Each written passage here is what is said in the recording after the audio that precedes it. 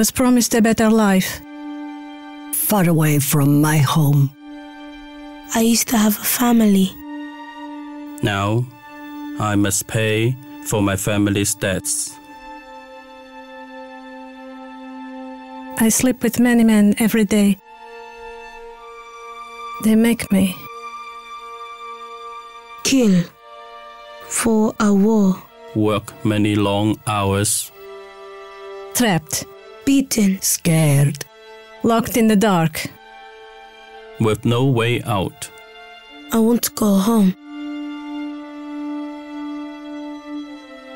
I want my freedom. Freedom.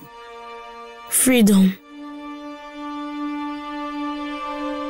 Giving shelter to those fleeing persecution abroad has always been part of America's welcoming immigration policy. Americans generally want to help people facing persecution overseas to the extent that they can, and our asylum system has been crafted to reflect this reality. Obviously, there are practical limits, and our laws require that certain thresholds be met before an individual claimant is granted asylum. For many years, one of Washington, D.C.'s best immigration lawyers, Sahlu Mikael, founder of the law offices of Sahlu Mikael, has worked to expand opportunities for asylum, even if it means advocating to expand the original intent and the traditional interpretation of the law to help those in need.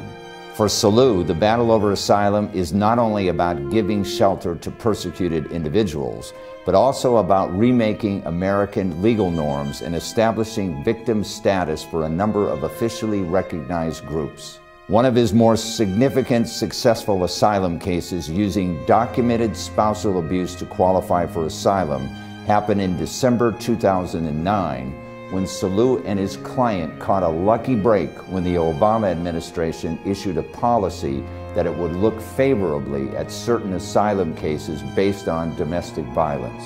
Human trafficking, as well as forced marriage, is indisputably recognized around the world as an egregious human rights abuse, and many victims of this abuse fear that they cannot safely return to their home countries after escaping.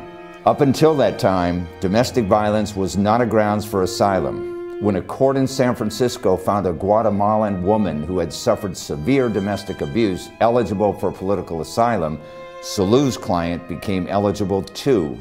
Sahlu's client, a 45-year-old West African woman, for the first time in over 20 years, will tell her nightmare story publicly. How she was sold as a sex slave bride to an embassy employee who, having diplomatic immunity, trafficked her into the United States and held her as a sex slave for 15 long years until she escaped with her children and hid for 1 year in a safe house in Washington, D.C. She was constantly beaten, raped, humiliated, insulted, and forced to clean house and cook for her slave owner and his various girlfriends. Even today, she lives under the constant fear of reprisal at the hands of her former husband's family. Today, the Insider Exclusive goes behind the headlines in Human Rights USA, Victims of Violence, to examine how Sahlu Mikael successfully represents victims of domestic violence in asylum cases and other very challenging immigration cases, and how some of Washington, D.C.'s most respected shelters help women, children, and families in their greatest need and with very limited resources build safe, stable lives and help them achieve their highest potential. At these shelters, women, children, and families heal from lifetimes of traumatic abuse. Sahlu Mikael has earned the highest respect from citizens and lawyers alike as one of the best immigration lawyers in Washington, D.C. and in the nation. And through his experience, he has developed successful litigation strategies to help convince judges and asylum officers that trafficking and forced marriage are forms of persecution and that people fleeing such persecution may be eligible for asylum. Armed with his knowledge and determination, he is driven to fight for people who cannot fight for themselves. His goals, not only to get justice for his clients, but to make sure that all those who seek valid visa requests are not denied or unreasonably delayed, and to help bring an end to modern-day slavery and human trafficking as a national priority. Hi, I'm Steve Murphy, and this is the Insider Exclusive, live from the Capitol Memorial Seventh-day Adventist Church in Washington, D.C.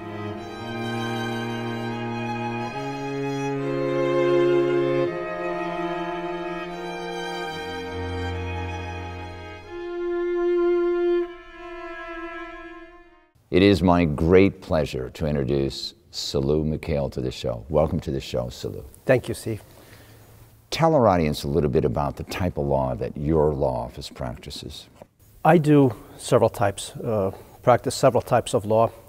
The main one is immigration law, and that's my passion. Within immigration law, it's a lot of asylum, human rights law, asylum law.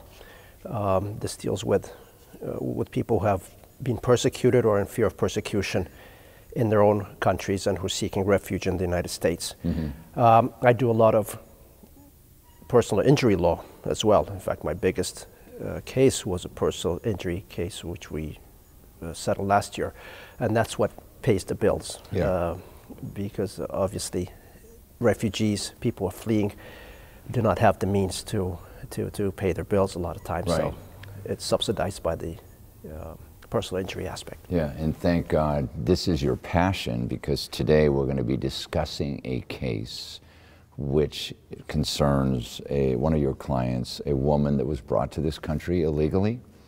She was sold as a sex slave by her family to a very vicious individual and lived here 15 years under horrible situation. Tell our audience a little bit more about the facts of her as well as the challenges of this case. Sure. Well, like you said, she was sold into slavery by her parents. The cover for that was marriage. Yes.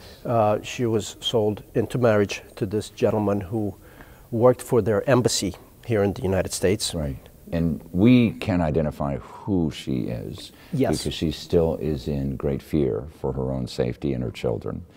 But we can talk about general things. For example, the country that she is from, I understand, that is a custom that parents sell their daughters as a source of income. Yes, there is, in some, maybe not in the whole of society, but there is a section of that society that does. And for lack of a better, the poorer the family is, the higher the risk of it being of a child being sold into slavery. So she was sold as a sex slave, basically. Well, not exactly a sex slave. She was pretty much sold as a slave. Yeah. The sexual aspect of it came for his own gratification, but he essentially bought her. The family told her that they had found a husband for her. He was here in the United States. He married her by proxy. He did not even go there to marry her. He married her by proxy. She said she did not want to. He's much older than she is. And the man, she knew him in her neighborhood, had a reputation for violence, and the whole family had a bad reputation. So when she refused, the family basically told her, no, he has paid good money for you, and you are going. And that good money, I understand, was the equivalent of about $1,000, wasn't it? Something like that, yes. Well, he married her, and he brought her here on a diplomatic type of visa, dependent. It's called an A2 visa. And he met her at the airport, brought her home, and basically laid down the law. She is not to leave the house without his permission. She is not to talk to people, to use the telephone. She was not even allowed to look out the window without his specific permission.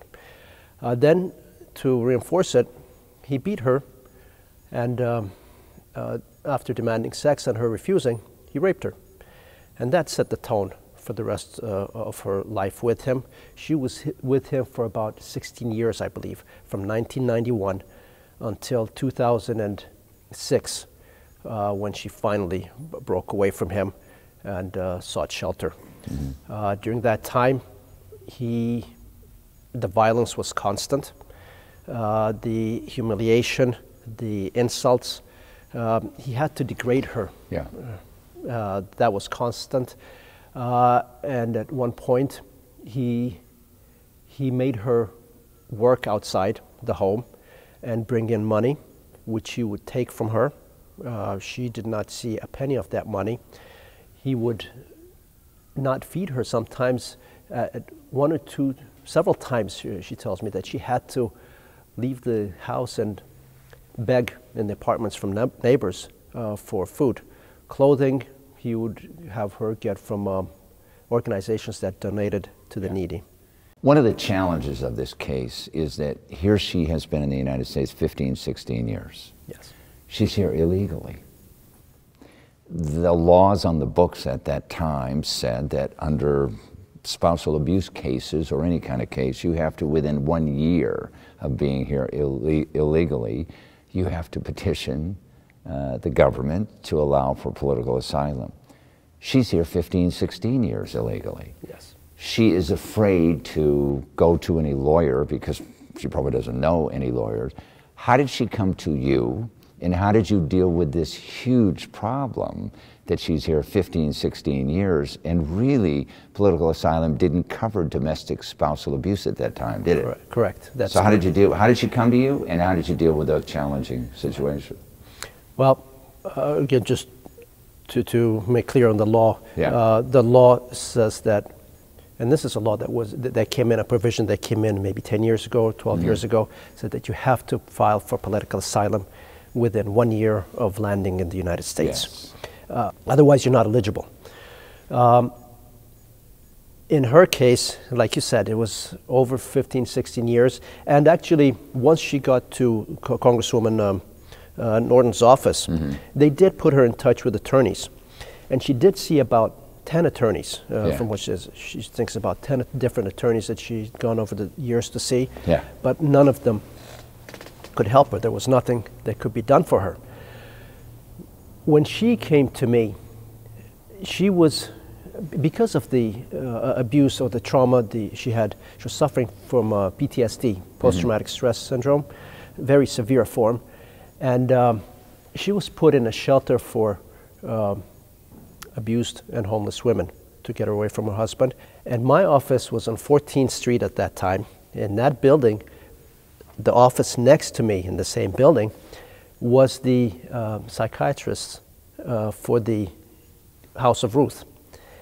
And my client was their client.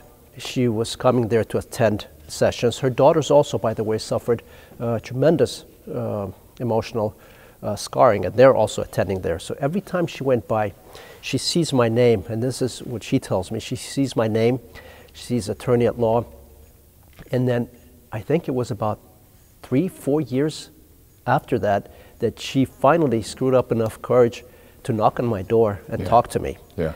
And that's how we got together. I could not believe her story. I mean, I've seen a lot of terrible things, whether it's through clients, but this one pretty much beat them all. Fortunately, we have your client with us today. We are going to hide her identity because she is still in fear of reprisals by her family, and we'll bring her on right now.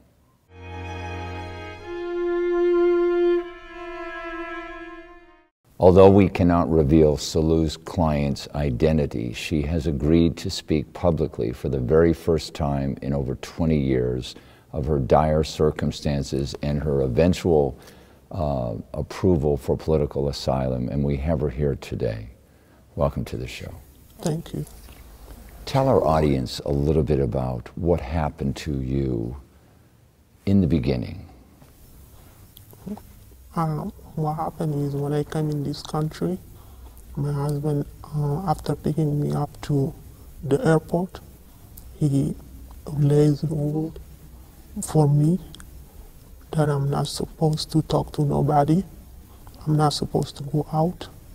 I'm not even supposed to look out the window. I can't call my family to talk to them because he's my owner. He owned me. Your family sold you to your husband, correct? Right. And that is the custom in in your country with some groups of people, correct? Correct. That is a form of arranged marriage, and I did not like the idea, but I was forced to do it because my family told me if I'm not marrying him, I'm going to be disowned from the rest of the family. So you were given no choices. Right. When you came to the United States, and now you are, for lack of a better term, you're a prisoner of this man, right? Right.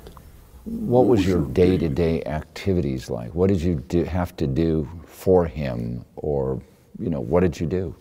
I have to do the cooking, cleaning, and take care of him. And take care of him means what? Serve him.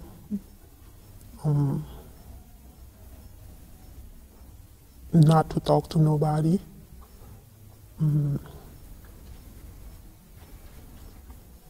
He will listen to my phone conversation. He has to let me pick up the phone first and then listen to whoever is talking to me and tell the person not to call anymore because the person is trying to destroy his marriage.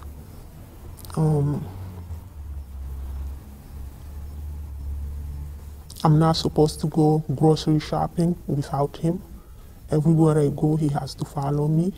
When I go grocery shopping, if I spend 30 minutes, I have to let him know where I have been, if I'm with a man or I'm still at the grocery shopping.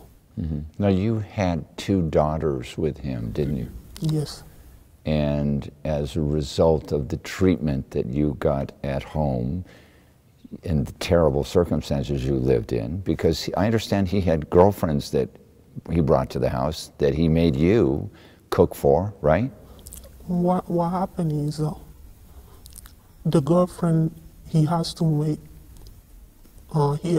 make me go pick her up at her job and drop her at home. You eventually decided to leave because of what reason? Because of my daughter trying to kill herself before he said her father killed her. So I gathered all my courage and strength and called 2 or 3 of my friends and asked them about what should I do because I become confused. And they told me to go to the courthouse, and some of them told me to go to Eleanor Norton's office. So I called Eleanor Norton's office and they told me to come over there. When I go over there, they called the police, and the police took a report on him, and they sent me to a shelter.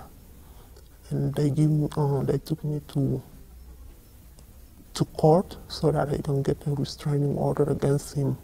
But he still violated the restraining order. He found out where you were? Yeah. And he came there? Yeah, and go to my work. What would he do? He will go to my work and stay over there until midnight and see if he can see me. And when he doesn't see me, then he's returning back to our apartment that we shared before. And he will send other people to come and intimidate me in the store. My manager was not pleased with that, so he told all the associates if I get a phone call, it should come through to him so that I won't be intimidated and screwed up my work. Did you lose your job? Yes, I did. You did? Did he threaten your life continually? Yeah. Is there anything you'd like to say to America for all the women who are suffering in your situation? I hope those women can come out and speak up instead of hiding and not having the courage to come out. They should run when they see a trouble. They should run as fast as they can, not to stay in the problem. I think that's it. I want to thank you very much You're for being welcome. here today, and I admire your courage, and I wish you the best. Thank you.